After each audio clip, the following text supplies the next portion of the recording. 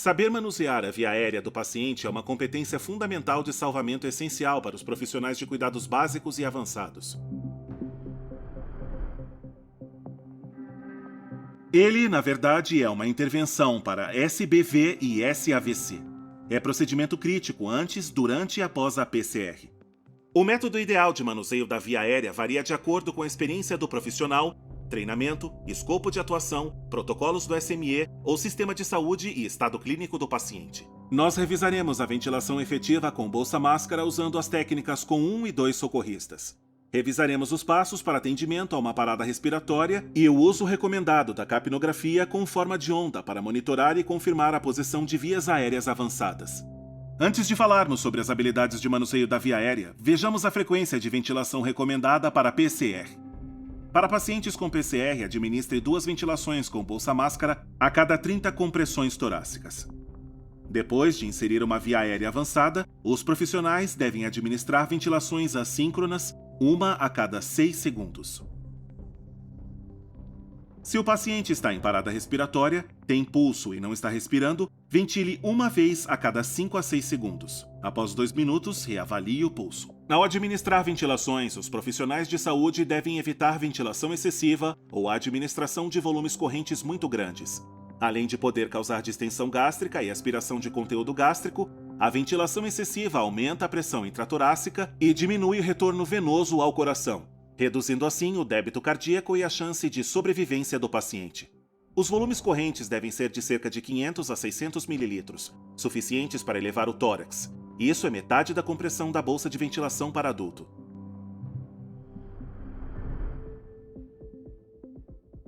Comecemos com as habilidades básicas para vias aéreas. Em qualquer manuseio da via aérea, os 2 primeiros passos são abri-la e desobstruí-la. Primeiro, abra a via aérea com a manobra de inclinação da cabeça e elevação do queixo. Com uma mão sobre a fronte e outra sobre o queixo, pressione a palma da mão sobre a fronte para inclinar a cabeça para trás, elevar a mandíbula e trazer o queixo para frente. Com essa manobra, a língua se desloca abrindo a via. Esse procedimento, em geral, é realizado em pacientes sem evidência de trauma no crânio ou no pescoço. Em pacientes com suspeita de trauma cervical, utiliza-se a anteriorização da mandíbula sem extensão da cabeça. E, durante esta manobra, disponha os dedos das 2 mãos sob os ângulos da mandíbula, movendo o queixo para frente. Se a anteriorização da mandíbula não abrir a via, use a inclinação da cabeça e elevação do queixo. A via aérea patente é prioridade. O segundo passo é desobstruir a via aérea. É necessário aspirar imediatamente a via aérea se houver excesso de secreção, sangue, vômito ou corpo estranho. Use tubo de aspiração de grande calibre, sem torção, e sonda de aspiração grande com tubo faríngeo rígido. Pode ser necessária uma alta pressão de aspiração.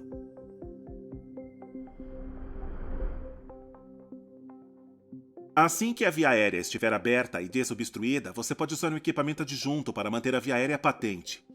Existem 2 tipos de equipamentos adjuntos da via aérea: cânula orofaríngea, ou OF, e cânula nasofaríngea, ou NF.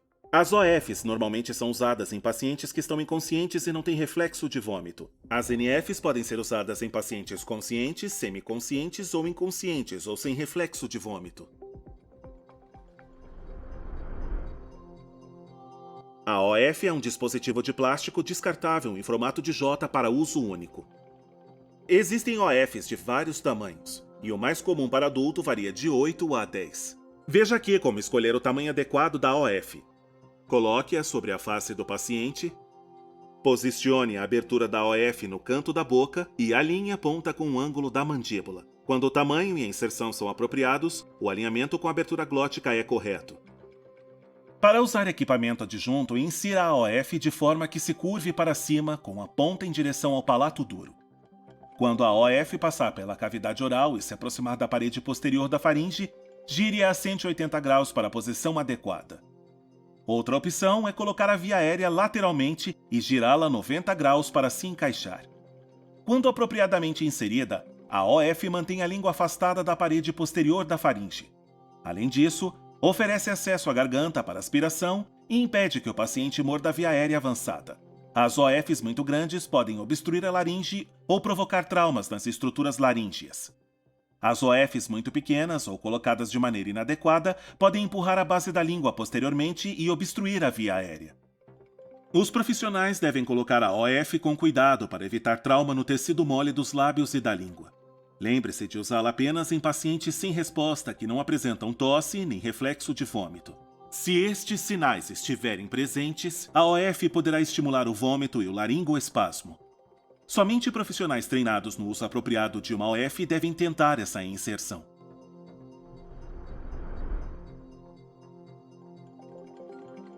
A NF é um tubo macio, encurvado e vazado que pode ser inserido na narina para facilitar a ventilação e a aspiração. Diferentemente das vias aéreas orais, as NFs podem ser usadas em pacientes conscientes, semiconscientes, inconscientes ou sem reflexo de vômito. Para escolher o tamanho correto, observe se o comprimento da NF corresponde à distância entre a asa do nariz e o lóbulo da orelha do paciente. Antes de inserir uma NF, lubrifique a via aérea com lubrificante solúvel em água ou gel anestésico.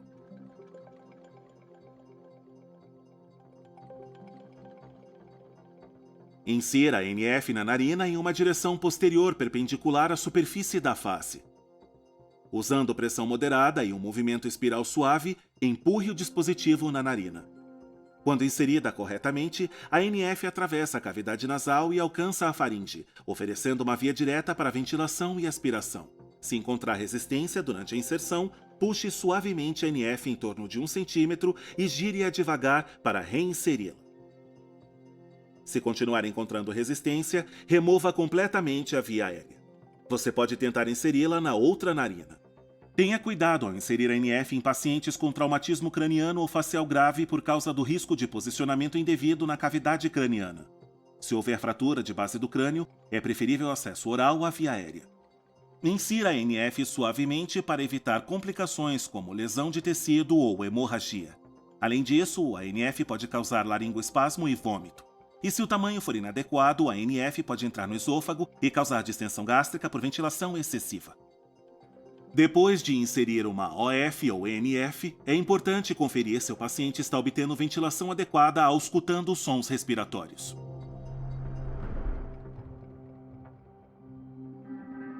Na ressuscitação, a ventilação do paciente em geral é feita com o dispositivo bolsa-válvula-máscara.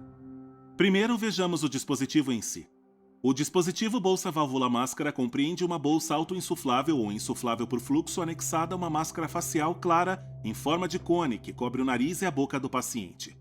A borda da máscara tem reforço inflável que possibilita uma vedação adequada em torno do nariz e da boca quando o socorrista pressiona e eleva o queixo.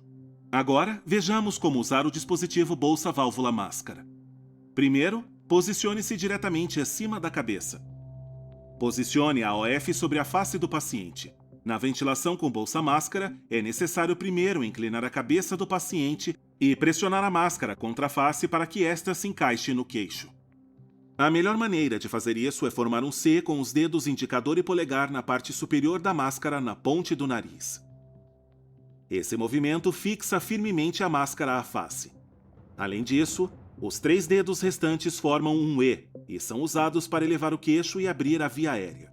Ao selar adequadamente a máscara à face do paciente, mantendo o queixo elevado para abrir a via aérea, deve-se então pressionar a bolsa por 1 segundo para administrar uma ventilação.